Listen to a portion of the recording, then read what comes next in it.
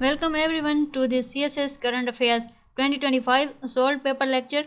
Today we will first cover part 1, the multiple choice questions, where I will explain each questions and highlight the correct answers, and after that we will move to part 2, the long answer questions.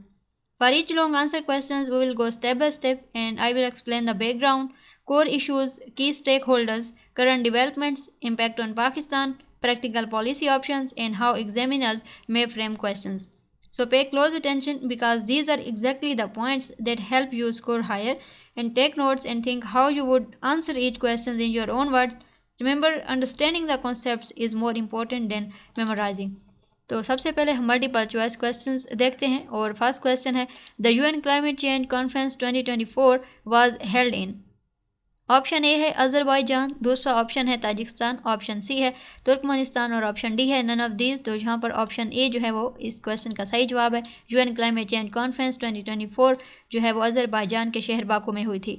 दूसरा question है when did doctor Muhammad Yunus win the Nobel prize. तो doctor Muhammad Yunus को Nobel price जो है वो 2006 में दिया गया था उनके मुआशी और समाजी खिदमात के एतराफ़ में। तीसरा क्वेश्चन है हमारे पास the 7th national finance commission award was sign in. तो 7th national finance commission award दिसंबर 2009 में साइन हुआ था और ये 1 जुलाई 2010 को इफेक्टिव हुआ था। तो यहाँ पर ऑप्शन डी के साथ हम जाएंगे none of these. Next question है question number 4 the concept of इजमा follows the principle of agreement by 51%, 66% और 100%। तो ऑप्शन सी जो है वो सही जवाब है 100%। इजमा requires unanimous consensus in Islamic jurisprudence. Next question which article of Pakistan constitution addresses the right to a clean environment. तो जो पाकिस्तान कॉन्स्टिट्यूशन का आर्टिकल 9A है, ठीक है, वो इसका सही जवाब है। ये हर शख्स को पायदार और सेहतमंद माहौल में रहने का बुनियादी हक फराहम करता है। नेक्स्ट क्वेश्चन हमारे पास the book Pakistan political and constitutional engineering was written by. तो ये बुक जो है वो हसन अस्करी ने लिखी। Next question the book Pakistan security and the India US strategic partnership was written by. तो इस बुक को लिखा शाहिद बुखारी ने। ऑप्शन सी जो है वो हमारे पास सही जवाब है। नेक्स्ट क्वेश्चन है the British constitution can be amended through which majority. तो यहाँ पर ऑप्शन ए है 2/3। Next question number 9 Ismail Haniyeh जो है वो उनको कब शहीद किया गया। तो उनको 31 जुलाई 2024 को ईरान के शहर तेहरान में शहीद किया गया था।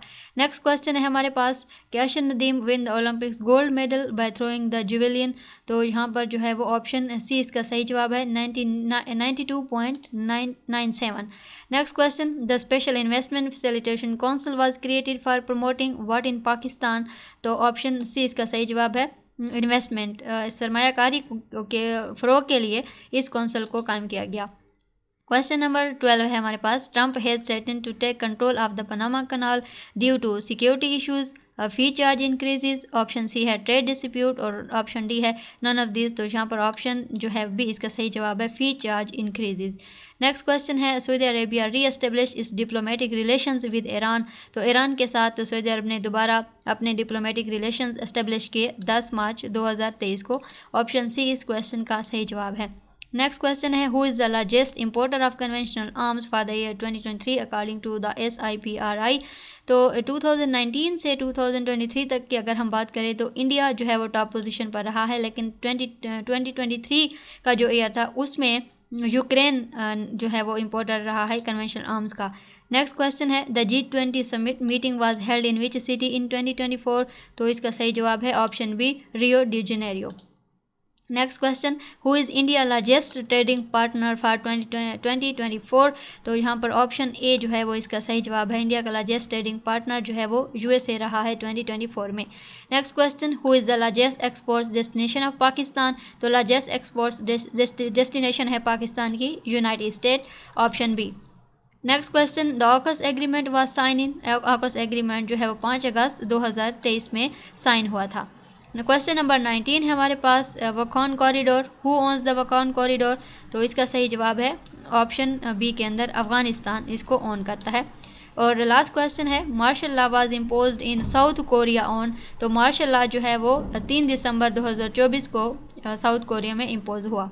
सो अब हम डिस्कस करेंगे इस क्वेश्चन के पार्ट 2 को। और हमारे पास फर्स्ट क्वेश्चन है इस पार्ट में, what do you know about ethnicity in Pakistan? Do you think its emergence is a serious threat to national integration of Pakistan?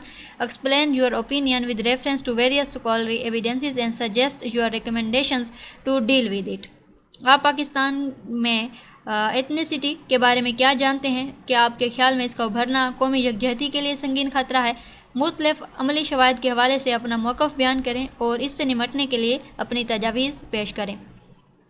So aspirants, Pakistan is a multi ethnic state. We have Punjabis, Sindhi, Saraiki, Pashtun, Baloch, and every group has its own language, culture and historical background. तो ये है diversity. जो ये diversity है ये हमारी identity का हिस्सा है, लेकिन जब ये पॉलिटिकल और इकोनॉमिक इम्बैलेंस क्रिएट करती है तब ये इशू बन जाती है। सो एथनिसिटी क्या है? Ethnicity means a group sharing common culture, language and ancestry. Pakistan में एथनिसिटी का जो कॉन्सेप्ट है वो कॉलोनियल पीरियड से डेवलप हुआ था, जब ब्रिटिश पॉलिसीज़ ने रीजनल डिफरेंसेस को डीपन किया। तो 1947 के बाद भी सेंट्रल अथॉरिटी ने प्रोविंसेस को इक्वल राइट्स नहीं दिए, तो इससे जो है वो एथनिक कॉन्शियसनेस और बढ़ गई। For example, Punjabis dominate bureaucracy and military institutions, Sindhis emphasize control over their provincial resources, Pashtun demand recognition of their identity and rights, and Baloch complain about political exclusion and resource exploitation, and Muhajir formed MQM to protect their urban political interests. So her group जो है वो अपनी recognition और fair share चाहता है। Is ethnicity a threat to national integration? So yes, जब state equal opportunities और justice नहीं देती तो एथनिसिटी नेशनल यूनिटी के लिए थ्रेट बन जाती है। अब इसकी मेन रीजंस हैं अनइक्वल रिसोर्स डिस्ट्रीब्यूशन। बलोचिस्तान के पास गैस और मिनरल्स हैं, लेकिन उनको रेवेन्यू और डेवलपमेंट कम मिलती है, ठीक है। इसी तरह जो दूसरी वजह है वो सेंट्रलाइज्ड गवर्नेंस है। वन यूनिट पॉलिसी और मिलिट्री रूल ने भी प्रोविंसेस का पॉलिटिकली यानी प्रोविंसेस को जो है वो मार्जिनलाइज किया। इसके साथ रिप्रेजेंटेशन इम्बैलेंस भी है। एक रिसर्च के मुताबिक पंजाबी डोमिनेंस ने सिमिलर एथनिक ग्रुप्स को एलिनेट किया। हिस्ट्रिकल ग्रीवेंसेस हैं, बलोच इंसर्जेंसी, सिंधी नेशनलिज्म और पश्तून मूवमेंट्स इसी फ्रस्ट्रेशन का नतीजा है। तो जब लोग अपनी एथनिक आइडेंटिटी को स्टेट आइडेंटिटी से ज़्यादा इम्पोर्टेंस समझते हैं तब यूनिटी जो है वो कमज़ोर हो जाती है। सो अगर हम बात करें करंट डेवलपमेंट्स की, current scenario in 2025, so today ethnic nationalism is again visible, specially in Balochistan and KPK। तो सोशल मीडिया ने भी एथनिक मूवमेंट्स को स्ट्रॉन्गर वॉइस दी है। गवर्नेंस और रिसोर्स इम्बैलेंस ने पोलराइजेशन को और डीपन कर दिया है। यूथ मूवमेंट्स जैसे कि PTM पॉलिटिकल रिकग्निशन चाहती है, सेपरेशन नहीं, लेकिन अगर ग्रीवेंसेस रिजोल्व ना हुए तो इंस्टेबिलिटी जो है वो बढ़ सकती है।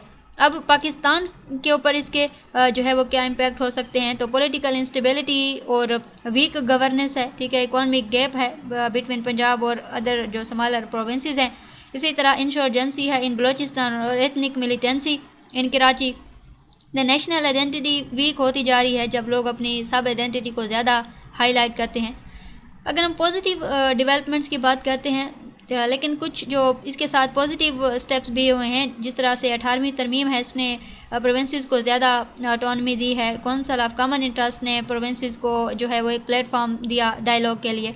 तो ये एफर्ट्स शो करते हैं कि इंक्लूसिव फेडरलिज्म से एथनिक टेंशंस रिड्यूस हो सकती है। अब जो है वो पॉलिसी ऑप्शंस की अगर हम बात करें तो प्रोविंसेस को फिस्कल और एडमिनिस्ट्रेटिव ऑटोनमी दी जाए। इसी तरह यानी स्ट्रेंथन फेडरलिज्म ज़रूरी है। इंक्लूसिव गवर्नेंस लाइक हर एथनिक ग्रुप को सिविल सर्विस और पॉलिटिकल इंस्टीट्यूशंस में रिप्रेजेंटेशन मिलनी चाहिए। इसी तरह जो निसाब है उसमें शेयर्ड नेशनल आइडेंटिटी हो और कल्चरल हार्मनी को प्रमोट किया जाए।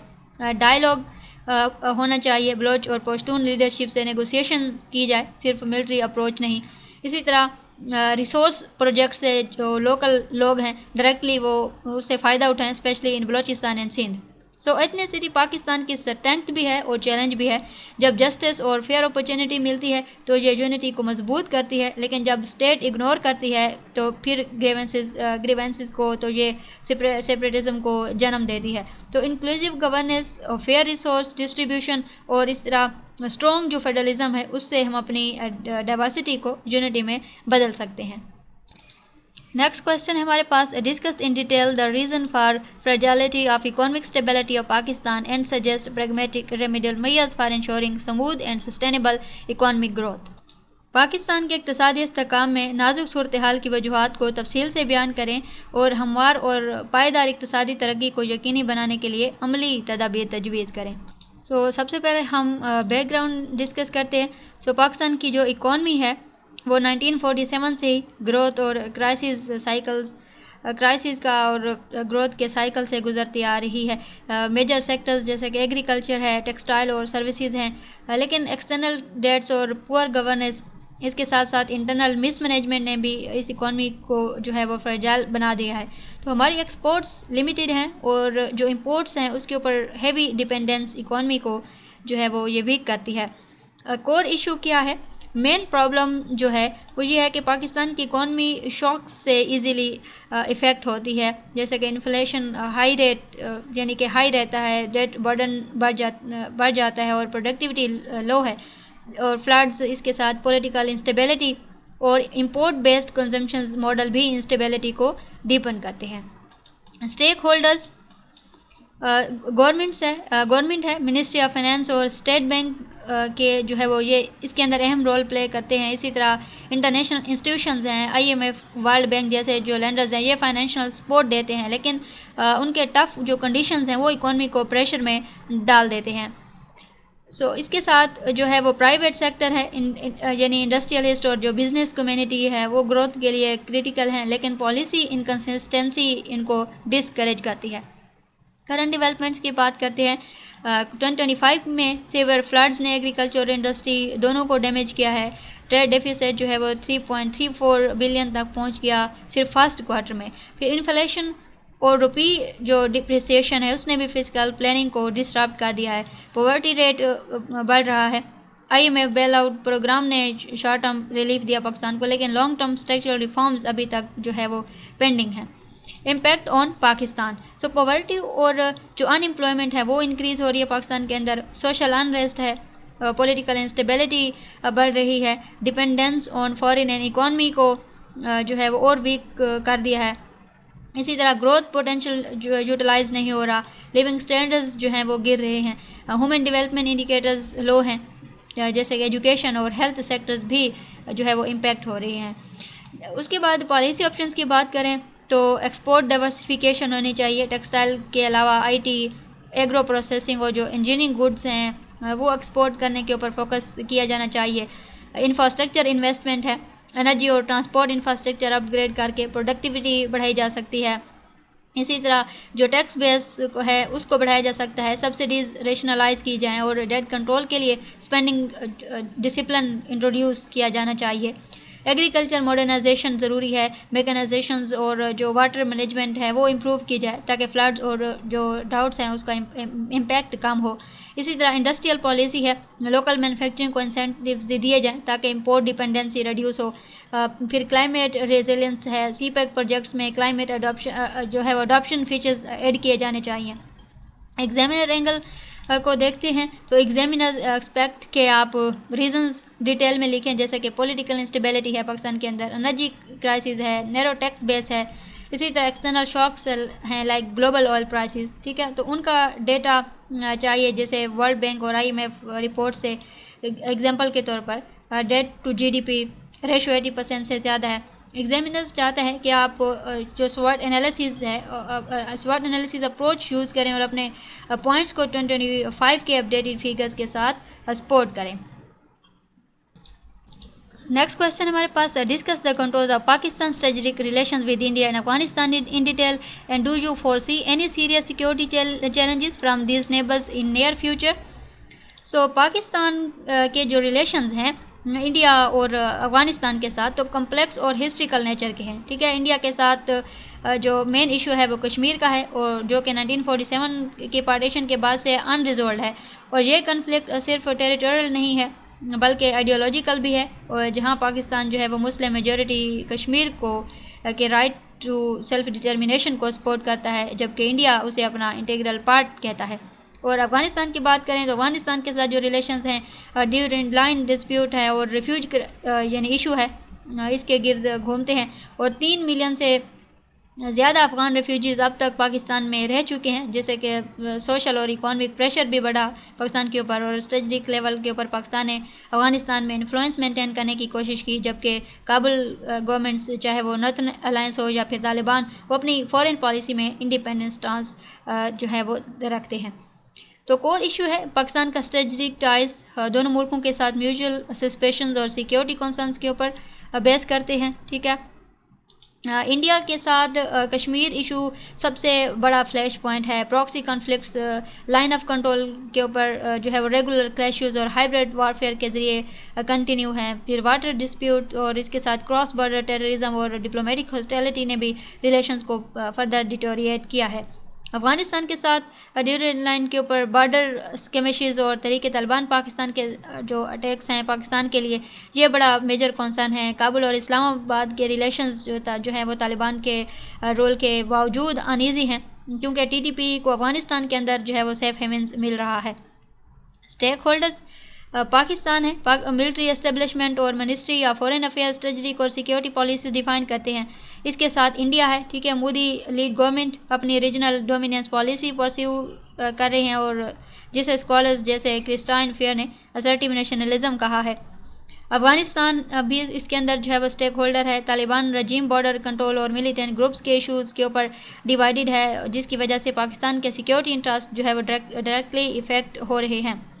देन करंट डेवलपमेंट्स 2025 में पाकिस्तान और अफ़गानिस्तान के दरमियान क्लैशेस के बाद सीज़ फायर हुआ, लेकिन मिसट्रस्ट जो है वो अभी भी बाकी है। इंडिया ने काबुल में अपनी एम्बेसी जो है वो रीओपन कर ली है, जो कि एक डिप्लोमेटिक सिग्नलिंग है कि न्यू दिल्ली है वो तालिबान रजीम के साथ अपना इन्फ्लुएंस रिबिल्ड करना चाहता है, और तालिबान के अंदर एंटी पाकिस्तान एलिमेंट्स का जो इन्फ्लुएंस है वो भी बढ़ रहा है। तो टीटीपी अटैक्स ने पाकिस्तान की वेस्टर्न बॉर्डर सिक्योरिटी को कमज़ोर किया है। साथ ही इंडिया ने डिफेंस मॉडर्नाइजेशन और बॉर्डर इंफ्रास्ट्रक्चर पर हैवी इन्वेस्टमेंट की है, जो SIPRI के 2025 के डेटा के मुताबिक साउथ एशिया में आर्म्स रेस को इंटेंसिफाई कर रहा है।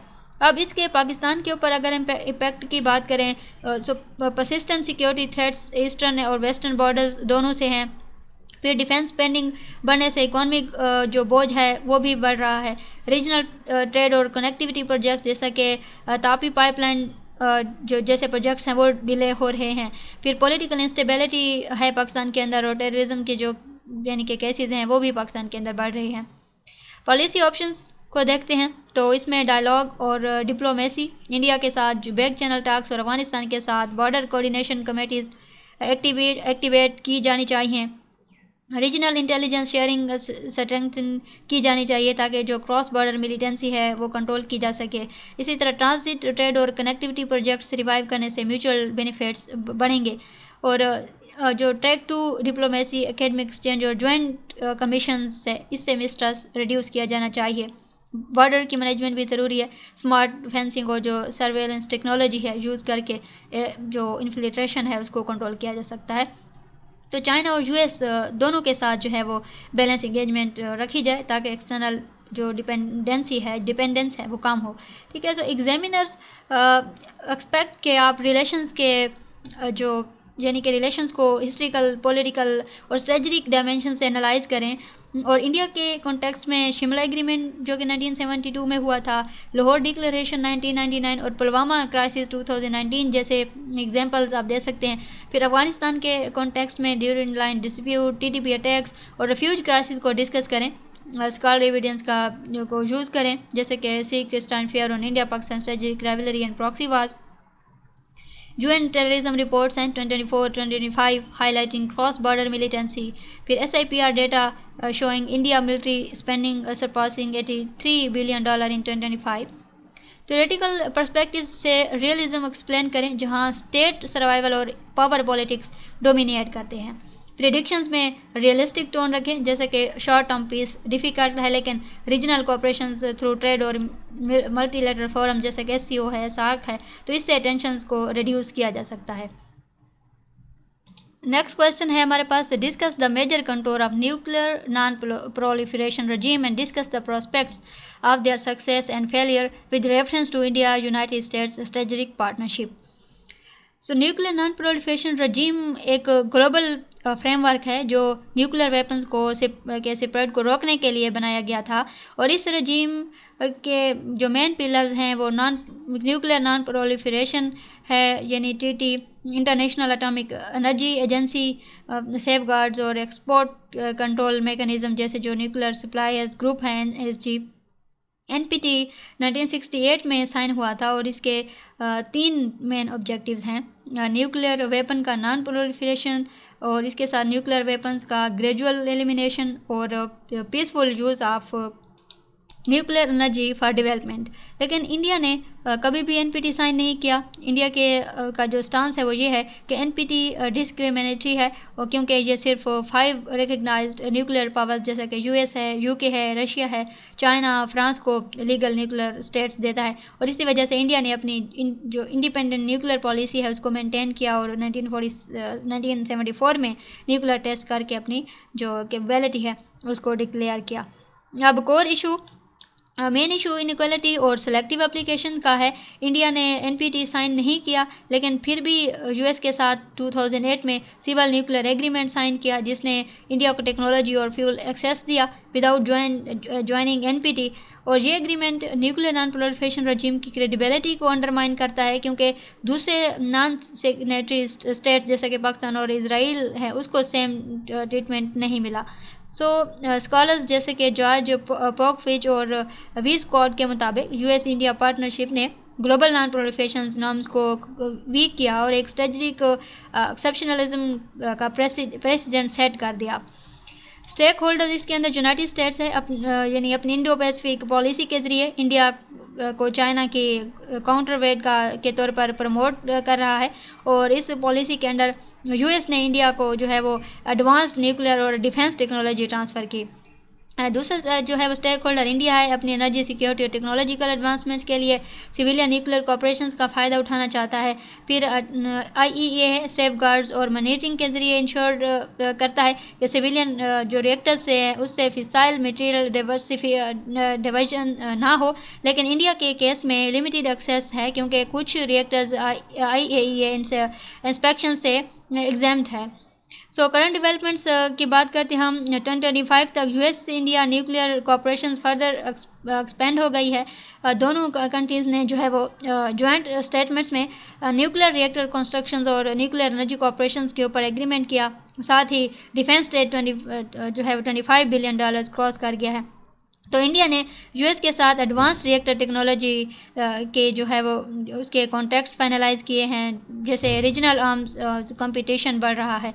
और SIPRI के 2025 रिपोर्ट के मुताबिक साउथ एशिया में न्यूक्लियर वारहेड्स का नंबर 350 के करीब पहुंच गया है, जहां पाकिस्तान और इंडिया दोनों ने अपने अर्सेनल्स इन्हेंस किए हैं।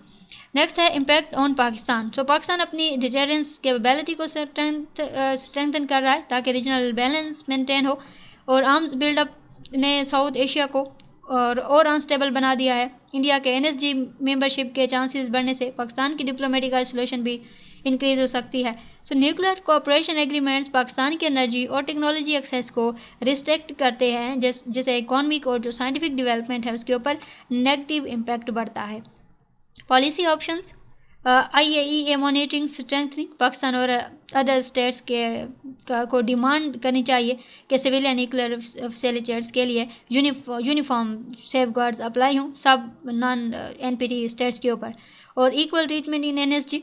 पाकिस्तान को NSG मेंबरशिप के लिए प्रोएक्टिव डिप्लोमेसी अडॉप्ट करनी चाहिए और क्राइटेरिया बेस्ड अप्रोच प्रमोट करनी चाहिए instead of country specific viewers.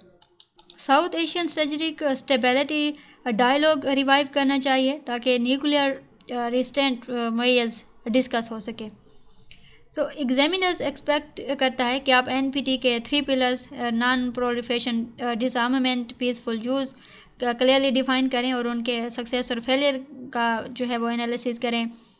CTBT comprehensive test ban treaty और fissile material cut off treaty के रेफरेंसेस देना भी हाई मार्क्स के लिए इम्पोर्टेंट है। High scoring answers theoretical lens से लिखें, जैसे रियलिज्म, पावर पॉलिटिक्स और national interest dominate global norms और liberal institution cooperation can strengthen safeguards. Conclusion में ये शो करें कि अगर सेलेक्टिव पॉलिसीज़ कंटिन्यू रही तो नॉन प्रोलिफरेशन रजीम कोलैप्स का रिस्क बढ़ जाएगा, specially in regions like South Asia जहां न्यूक्लियर कंपटीशन ऑलरेडी इंटेंस है। नेक्स्ट क्वेश्चन देखते हैं, discuss the emergence of SCO and BRICS as a challenge to American politico economic dominance in world politics and what measures can be taken by the US to counter them. So cold war के बाद जब US एक global super power के तौर पर उभर कर आया, तब दुनिया ने एक यूनिपोलर ऑर्डर देखा, लेकिन 2000 के बाद से इमर्जिंग पावर्स ने अल्टरनेटिव अलायंसेस बनाना शुरू की ताकि वेस्टर्न डोमिनेंस को जो है वो बैलेंस किया जा सके। तो शंघाई कोऑपरेशन ऑर्गेनाइजेशन 2001 में China, Russia, Kazakhstan, Kyrgyzstan, Tajikistan और उज़्बेकिस्तान ने मिलकर इस्टेब्लिश की, और इसका जो मेन फोकस था वो जो रीजन सिक्योरिटी, काउंटर टेररिज्म और इकोनॉमिक कोऑपरेशन था, और बाद में पाकिस्तान और इंडिया भी मेंबर्स बन गए। फिर ब्रिक्स है जिसमें Brazil, Russia, India, China, south Africa है, 2009 में बना, और जिसका मकसद जो है वो इकोनॉमिक मल्टीपोलैरिटी क्रिएट करना था और वेस्टर्न फाइनेंशियल इंस्टीट्यूशंस जैसे कि IMF और वर्ल्ड बैंक है इनके इन्फ्लुएंस को रिड्यूस करना था।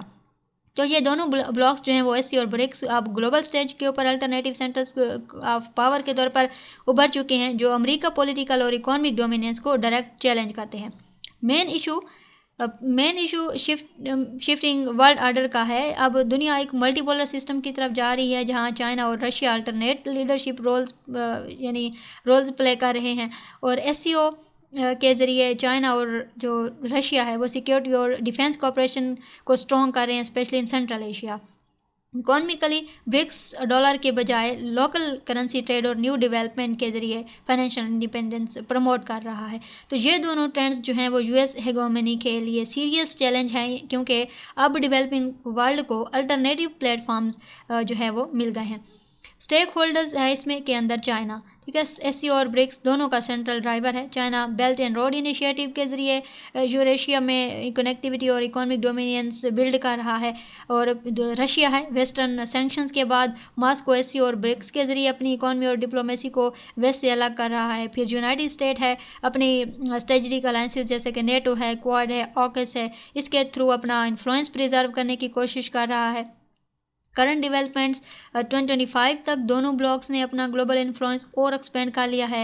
SCO new financial payment system develop कर रहा है ताकि western control Swift network alternative बनाया जा सके, और इसी तरह ब्रिक्स जो है मेंबरशिप एक्सपेंड करके ईरान, सऊदी अरब और इजिप्ट जैसे ऑयल एक्सपोर्टिंग कंट्रीज़ को इंक्लूड कर चुका है। अब ब्रिक्स का जीडीपी शेयर ग्लोबल इकोनॉमी का 37% क्रॉस कर गया है IMF के डेटा 2025 के मुताबिक, और ब्रिक्स ने ट्रेड सेटलमेंट्स के लिए ब्रिक्स पे सिस्टम और न्यू डेवलपमेंट बैंक के जो लोकल करेंसी लैंडिंग मैकेनिज्म है वो लॉन्च किया। तो ये सब डेवलपमेंट्स जो हैं ये यूएस डॉलर और वेस्टर्न लीड फाइनेंशियल सिस्टम्स के लिए सीरियस थ्रेट बन रहे हैं।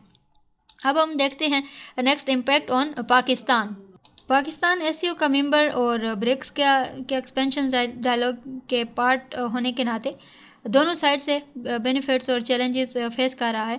इकोनॉमिक अपॉर्चुनिटीज़ बढ़ रही हैं through regional trade and connectivity, और लेकिन सिमल्टेनियसली पाकिस्तान के ऊपर यूएस प्रेशर भी बढ़ रहा है due to its close alignment with China and Russia. तो पाकिस्तान के लिए चैलेंज ये है कि वो बैलेंसिंग डिप्लोमेसी मेंटेन करे between Washington and Beijing. Policy options certain strategic alliances like Quad जिसमें यूएस, इंडिया, जापान, ऑस्ट्रेलिया और ऑकस है, यूएस, यूके, ऑस्ट्रेलिया जैसे जो ग्रुप्स हैं ये एक्सपेंड किए जाएं ताकि इंडो पैसिफिक में चाइना को जो है वो काउंटर किया जा सके।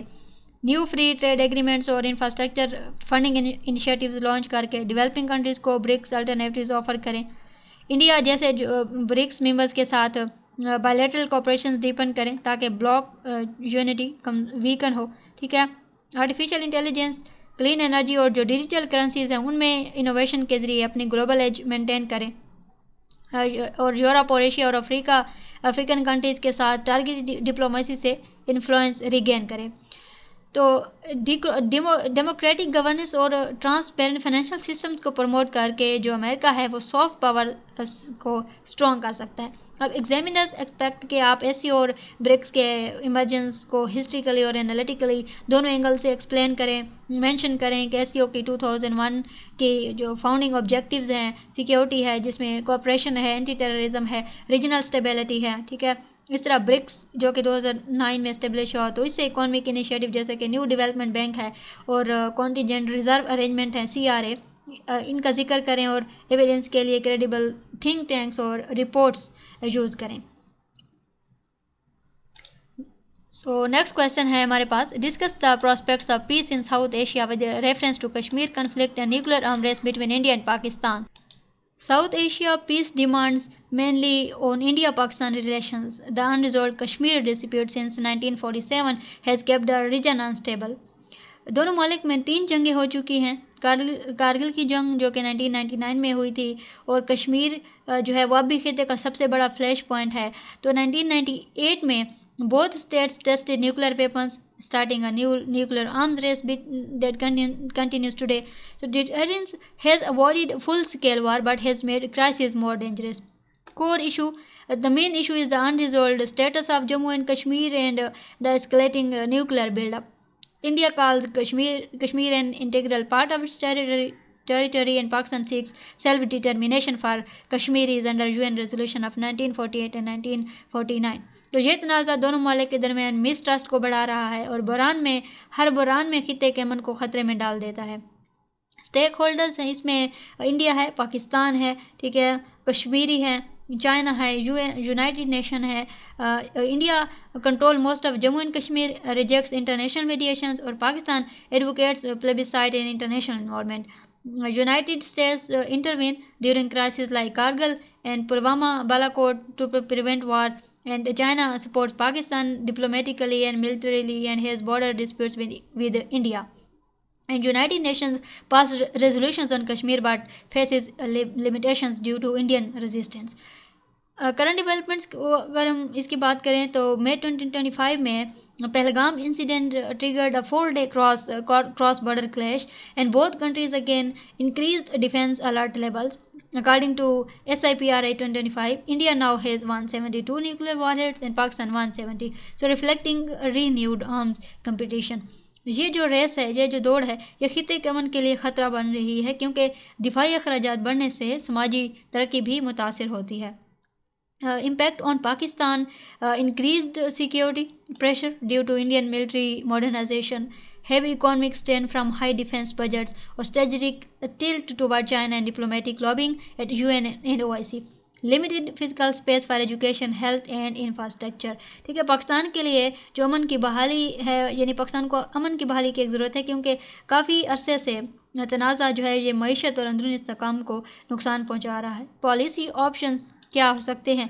Revive back channel diplomacy, restart confidential talks on Kashmir and nuclear stands, then building मॉयज, reactivate the Lahore resolutions, Lahore declarations 1999 and new crisis hotlines, involve neutral actors like US, China or OIC for shuttle diplomacy, then sign agreements similar to US Soviet hotline and non-attack pact on nuclear facilities 1988, promote trade and people-to-people links, strengthen SARC and SCO frameworks for gradual normalization.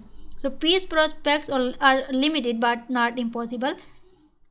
अगर दोनों ममालिक UN की करारदादों के मुताबिक मसला कश्मीर हल करने की नीयत दिखाएं तो जनूबी एशिया में देर पामन मुमकिन है। Examiners looks for analytical balance between pessimism, conflicts, army race and optimism, dialogue and CBMS. So quote SIPRI for warhead numbers, Stimson Center for Nuclear Risk Analysis and Michael Kugelman for peace assessment. Mention key crises like Kargil, Mumbai 2008, Pulwama, Balakot 2019 to show continuity of tensions. UN references cite UN Security Council Resolutions 47 and 80 on Kashmir and link peace prospects to deterrence theory and confidence building mechanisms. Last question discuss करते हैं and discuss the reason of environmental degradation in Pakistan and suggest remedial measures for sustainable environmental rehabilitation. Pakistan is facing serious environmental degradation due to rapid industrialization, urbanization, and population growth. Air, water, and land are being polluted at an alarming rate. तो पाकिस्तान इन ममालिक में शामिल है जो माहौलियाती तब्दीलियों के असरात से सबसे ज़्यादा मुतासर हो रही हैं. From the melting glaciers of the north to air pollution in Lahore and Karachi, the signs of crisis are visible everywhere. According to the World Bank 2024, environmental damage cost Pakistan 6% of its GDP annually. The core problem is overexploitation of natural resources, unchecked pollution, and climate change impacts like heat waves and floods. So Pakistan depends heavily on agriculture, yet water scarcity and soil erosion are reducing productivity. Climate change की वजह से बारिशों के pattern भी बदल रहे हैं और इससे सैलाब और खुश्क साली दोनों बढ़ गए हैं. सो गवर्नमेंट स्टेक होल्डर्स हैं इसमें. Government agencies, ministry of climate change and provisional departments make policies but lake enforcement capacity. Industries major contributors to air and water pollution through untreated waste discharge. NGOs and civil society raise awareness, run projects like WWF Pakistan Green Office Program, and international partners UNEP, UNDP, and World Fund Bank environment related programs. Public plays both roles, contributor and a victim due to poor waste practices and lack of awareness. तो माहौलियाती तहफ़्फ़ुज़ में तमाम stake holders का तावन बहुत ज़रूरी है, वरना policy पर अमल दरामद मुमकिन नहीं है. करंट डेवलपमेंट्स हम जो है वो डिस्कस करेंगे. तो 2025 में UNEP report ranked Pakistan among the top 10 climate vulnerable countries and repeated floods, smoke episodes and heat waves continue to harm and health and economy. So Pakistan has launched clean energy initiatives under the 2025 Green Accord, including solar parks in Punjab and wind corridors in Sindh. Billion Tree Tsunami Project initiated earlier is expanded into a national reforestation drive with partial success. So Pakistan ने reputable जो renewable energy और forestry है इस field में कुछ मस्बत इक़दाम किए हैं, लेकिन उनके ऊपर अमल दरामद जो है वह अभी भी पाकिस्तान के लिए एक चैलेंज है. Impact on Pakistan public health crisis है. पाकिस्तान में air pollution causes over 1,30,000 pre mature death annually UNDP 2024 के मुताबिक. एंड इकॉनमिक लॉस की बात करें तो फ्लड्स और ड्राउट्स जो हैं वो causes billions in infrastructure damage. इसी तरह एग्रीकल्चर डिक्लाइन भी है. Water logging and salinity reduce crop yields. Food insecurity है. क्रॉप फेलियर और poor soil fertility threaten livelihoods. Urban challenges हैं. वेस्ट मिसमैनेजमेंट और air quality decline in major cities. तो पाकिस्तान की मईशत जो है वो सेहत और समाजी इस्तेकाम बरह रास्त माहौलियाती तंजीली से मुतासर हो रही हैं. Policy options: strict enforcement of pollution control laws, implement NEQS यानी national environmental quality standards with real time monitoring of industries. फ़िज़ाई और जवाबी आलूदगी उसके ऊपर सख्त जुर्माने होने चाहिए और फौरी कार्रवाई बहुत ज़रूरी है. Expand the Billion Tree Tsunami into all provinces, involve local communities and promote urban forestry. Renewable energy expansion बहुत ज़रूरी है. Increase investment in solar, wind and hydropower, aiming for 60% clean energy mix by 2030. And build small dams, improve canal efficiency and recycle wastewater for irrigation. Control vehicle emissions through electric vehicles, incentives, public transport and city zoning reforms. इसके साथ community awareness यानी include climate education in schools and promote waste segregation at the household level. So the prospects for sustainable rehabilitation are promising if Pakistan combine policy, technology and community participation. Pakistan के पास मौके मौजूद है, मगर असल कामयाबी जो है वो अमल दरामद और तसलसल के ऊपर इन्हिसार करती है.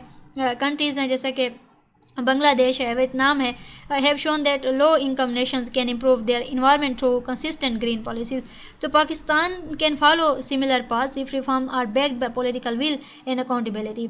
Examiner looks for specific data analysis and practical measures rather than broad statements.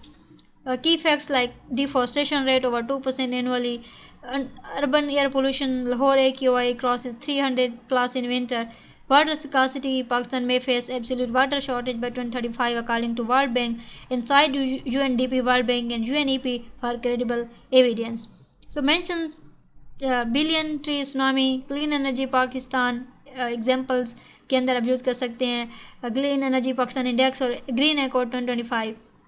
Add references to Vietnam mangrove restoration or China urban greening as successful global models. Balanced criticism with constructive optimism. Highlight challenges in implementation, governance and funding. So answer with data, policy, reference and sustainability model score above 15 marks. This concludes our discussion on the CSS Current Affairs 2025 solved paper. I hope these explanations help you understand the concepts and structure needed for long answer questions. If you have any questions, you can ask them in comments. Also, let me know which paper or topic you would like me to solve next. If you found this lecture helpful, please like and share the video and do not forget to subscribe to the channel to get more useful lectures.